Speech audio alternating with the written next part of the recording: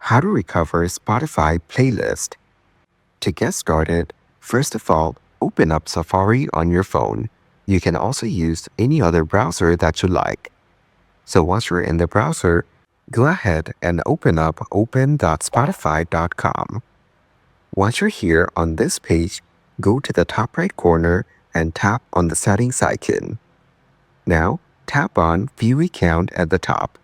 Here, go to the Account section and tap on Recover Playlists.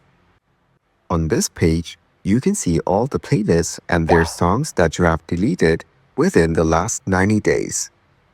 If you want to restore a particular playlist, tap on Restore beside that playlist. If you deleted a playlist within the last 90 days, you can get it back.